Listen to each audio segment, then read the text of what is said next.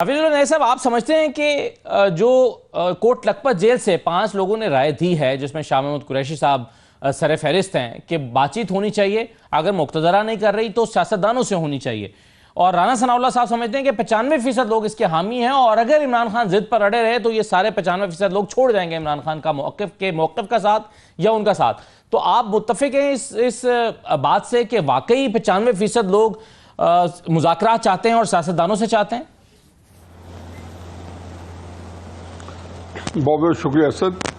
मेरे ख्याल में पहली बात तो यह है कि एक जो इसमें थोड़ी सी अगर इसमें क्वालिटी देखें तो जो 5 लोग हैं वो तहरीक इंसाफ के अंदर तकरीबन 3 या 4 मकतबा फ़िक्र की नुमाइंदगी करते हैं।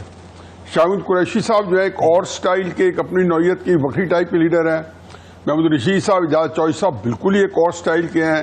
यास्मीन राशिद साहबा जो हैं वो एक बिल्कुल फर्क स्टाइल की लीडर हैं। इनके कहीं ये नहीं है कि कोई ज़हनी तौर पर मुताबिकत आ जाए।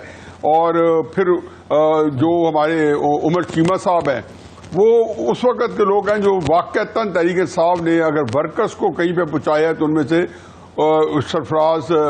उमर सरफराज चीमा साहब भी हैं। तो ये एक इस लिहाज से कि 5 या 4 अनवा इक़साम की सोचों के दायरे में रखने वाले जो हैं उन्होंने एक चीज़ पे कंसेंसस किया है। दूसरी बात है कि मैं राना साहब की इस हद तक मुत्तफ़िक़ हूँ बात से कि लीडरशिप की हद तक तो मुझे मैंने सर्वे तो नहीं है लेकिन मैं अंदाज़ा कर सकता हूँ, और ये अमूमन यही सियासी सोच होती है। वो तो ये चाहते होंगे कि डायलॉग होने चाहिए, लेकिन जहाँ तक अवाम है तो मेरे नहीं ख्याल के राना सनाउल्लाह साहब की बात से मैं मुत्तफ़िक़ हूँ, क्योंकि जो वर्कर्स होता है वो तो मुर्शद अब तब भी ठीक थे, मुर्शद अब भी ठीक है। वो तो एक उनकी कैफियत और होती है। हर लीडर का वर्कर जो होता है वो इसी तरह होता है कि वो यू टर्न ले ले तो कहते हैं ये भी ठीक था, उसकी भी जस्टिफिकेशन देते हैं। तो इसलिए वर्कर्स की हद तक तो जो उनका लीडर कह रहा है 95% लोग, वो पार्टी के 95% लोगों की बात कर रहे हैं। पार्टी के लोगों में ही मैं कहता हूं कि अगर देखो अवाम को तो अभी आप एक तरफ रखें, लेकिन पार्टी के अंदर बल्क तो वर्कर सपोर्टर्स किया ना, तो उसके अंदर मैं अब इन 3 कैटेगरीज को आपको रखना पड़ेगा। एक तो ये खत वाले लोग, एक जो पार्टी की क़यादत है जो कम से कम 2-4 दर्जन होनी चाहिए, कराची से लेके और चित्राल तक। फिरदौस शमीन नकवी साहब कराची से हों या जितने हमारे हलीम आदिल साहब हों या इस तरीके से बाकी जो है पंजाब के हों, तो इनमें तो मैं समझता हूँ कि 95% यकीनन जो है ना ये चाहते होंगे, क्योंकि सियासी सोच अगर थोड़ी सी भी है। लेकिन एक चीज़ है मेरे ख्याल में, वो पता नहीं किसी मौके पर डिस्कशन में आएगी या नहीं आएगी, तहरीक इंसाफ को इस वक्त जो सबसे बड़ा क्राइसिस है वो ये है कि उनके पास जो सियासी जो इस्तेदाद है, जो कैपेसिटी है, वो इतनी जो है गरीबाना है या ना होने के बराबर है। और उनके जो सियासी फैसले हैं वो उनके लिए खुद एक मजाक का या तस्दीक का बहस बन जाते हैं कुछ अर्से बाद, और खान साहब खुद उनसे बाद में कहते हैं हाँ ये भी नहीं करना चाहिए था, वो भी नहीं करना चाहिए था।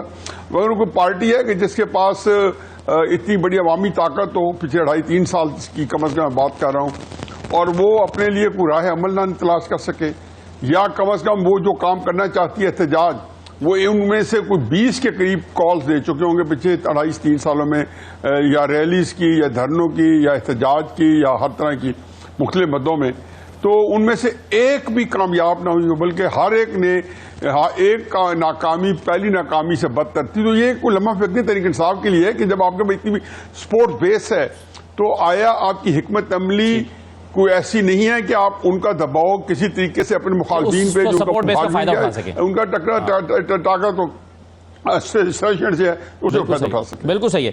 21 लोगों को नाअहल करने के लिए, डी सीट करने के लिए in fact reference speaker Punjab assembly ने इलेक्शन कमीशन में जमा कराया है, और कहा है आज मलिक अहमद खान साहब ने कि हाँ ये रेफरेंस मैंने जमा करवा दिया है। दूसरी तरफ खैबर पख्तूनख्वा में हुकूमत की बातें भी होती रहती हैं कि यहाँ पर भी हुकूमत जा सकती है, कभी गवर्नर रूल की बातें भी होने लगती हैं। तो न्याजी साहब, क्या ये दुरुस्त है कि एक तरफ हुकूमत चाहती है कि बातचीत हो, राना सनाउल्लाह साहब भी अप्रिशिएट करते हैं कि आए बातचीत करें, हम इसके लिए तैयार हैं, लेकिन दूसरी तरफ जो वजूद है अपोजिशन का उसको भी रोजाना खत्म करने के दर पे हैं? क्या इसकी मिसाल मिलती है कि एहतजाज करने पर आपको डी सीट करने का रेफरेंस भेज दिया जाए? अच्छा साहब, मेरा ख्याल है कि इनसे ज्यादा जो हम टॉपिक डिस्कस कर रहे हैं ना, इस पे मैं थोड़ी सी दो बात करूंगा, थोड़ी मुख्तसरी, क्योंकि मैंने नज़दीक असल में वो जो हम टॉपिक डिस्कस कर रहे हैं उसी की कोक से ये सारी चीजें जो है बाय प्रोडक्ट हैं। देखिए, हम बात कर रहे हैं कि जी पहली बात तो यह है कि हमने एक अपने जहन में कई चीजें ऐसे हौले बना रखे हैं, इस किस्म की हेलुसिनेशन में है कि हम हक़ाइक़ से बहुत दूर चले जाते हैं। इमरान खान साहब ने मुज़ाकरात कब नहीं किए? ये चार्टर ऑफ डेमोक्रेसी 2007 में साइन हुआ है, इसमें सिवाय MKM के और काफ लीग के सारे मौजूद थे। बाकायदा हाजिरी लगवा के वहां पे सारा दिन की मीटिंग में, डेलिब्रेशन में तकरीरें की हुआ इमरान खान साहब ने। फिर 2008 के अंदर इलेक्शन से पहले जब बेनजीर साहबा की शहादत हो गई और ये सारे बायकॉट का ऐलान हुआ, तो इमरान खान साहब तो बायकॉट में दिलचस्पी रखते थे, लेकिन इसके बावजूद एक मीटिंग हुई नवाज शरीफ साहब के घर पे और इत्तेफाक से मैं भी साथ था। उस मीटिंग में इमरान खान साहब जो थे वो बिल्कुल शीरो शक्कर थे, और उस मीटिंग से पहले नवाज शरीफ साहब जब 2007 के अंदर पिछले 7-8 महीने में सऊदी अरेबिया थे, जब यहाँ हलचल थी और इफ्तिखार चौधरी साहब की एक तहरीक भी चली हुई थी, तब भी उनके नवाज शरीफ साहब से रोजाना की बुनियाद पर राब्ते होते थे। और ये कोई ऐसी ढके चुपी की बात नहीं है, इसलिए चुनाचे मुझे ये ना अपने आप को समझा के रखे कि हम एक खुद फरेबी का शिकार हो जाते हैं कि ये फलाना है। दूसरी बात यह जी कि काजी साहब ने बिल्कुल सही कहा है कि एलीट कैप्चर है, लेकिन एलीट कैप्चर में से कोई एक्सेप्शन नहीं है इमरान खान साहब की जात। इमरान खान साहब को दोबारा इक़्तिदार देंगे तो अगर आपका ख्याल है कि वो आइडियल दौर रहा है 2018 से लेके और 2022 तक था, तो वो फिर जो है वो आइडियल दौर दोबारा दोहरा देंगे। आपकी भी तारीफ कल्ब हो जाएगी, इत्मीनान हो जाएगा कि अगर वो दौर वाकई वही है। वहां पे जो तहरीक इंसाफ उसे जान छुड़वाती है कि वो हमारा उसको कंपेरिजन न करे, वो 35 साल थे, हम 3 साल थे। हाँ, ये फिर कहते रहे, फिर ये बात करें ना कि हम 3.5 साल थे और बाद में बताएं कि ये काम नहीं करेंगे, लीड कैप्चर नहीं होगा। इस मुल्क की बदकिस्मती है कि लीड कैप्चर ही रहेगा। ये भुट्टो साहब ने कोई बतले हुर्रियत नहीं बने थे। जब अयूब खान के 8 साल वजीर बनने के बाद जब वो कूद पड़े थे और फिर जेल भी गए थे, तो कोई बतले हुर्रियत बन के नहीं गए थे। एक इस मुल्क के अंदर बयानिया है जो हमारी अवाम जो है, मैं उनको इस बात पे सलूट पेश करता हूँ, खुद पंजाब के लोगों को, कि वो आपके साथ वारिफ्तगी के साथ, दिलजमई के साथ और फरेफ्तगी के साथ आपके पीछे खड़े हो जाते हैं। बाकी देखें जो बात है जी, ये जो कुछ हो रहा है टेक्निकली, तो मैं समझता हूँ कि मुझे हकीकत है कि बड़ी तकलीफ है पाकिस्तानी सियासी जमातों पर, कि इस तरह गिर चुकी हैं कि ये बिल्कुल इसरार सही कह रहे हैं कि आप खुद ही शर्म करें, हया करें। यार कोई बात है कि अगर सुप्रीम कोर्ट ने कोर्सिव कंडीशन के अंदर, एडवर्स कंडीशन के अंदर फैसला दे दिया, तो आप कहते हैं कि हमने ये नहीं लेनी। मैं मान गया कि कानूनी तौर पर तहरीक इंसाफ को नहीं जा सकती, उसके अंदर गुंजाइश है, लेकिन ये कहां से आ गया कि इमरान खान साहब वोट नहीं पड़े, इमरान खान साहब वोट पड़े नहीं लेनी चाहिए थी किसी सूरत में, क्योंकि जो बंदे इलेक्ट हुए हैं। लेकिन ये तो इलेक्शन कमीशन ने सारी सियासी बातों में अपने वकील खड़े किए थे,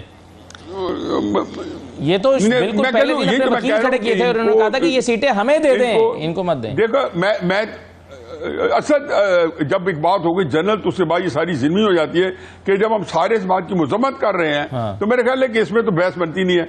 हाँ। अब रह गई जी कि अब हुकूमत तब्दील कराएं, कुछ करें। इमरान खान साहब का जो दाल दलिया है वो इस वजह से नहीं चल रहा कि उन्होंने को आके बुजदार साहब के जरिए इनकलाब ले आए थे, या को 50 लाख घर बना दिए थे, 1 करोड़ नौकरी दे दी थी, या जो नवाज शरीफ साहब जो है 2017 में 116 पे नहीं, बयान नहीं, मैं कह 116 की बजाय 142-43 पहुंचाया था। इमरान खान साहब को इस वजह से लेके आए थे कि उन्होंने ये जो चीज है इसको चैलेंज किया था और इसको आगे चलाया था। मुझे खैर एनीवे, अब आप चले, मेरा ख्याल है कि आई एम डन।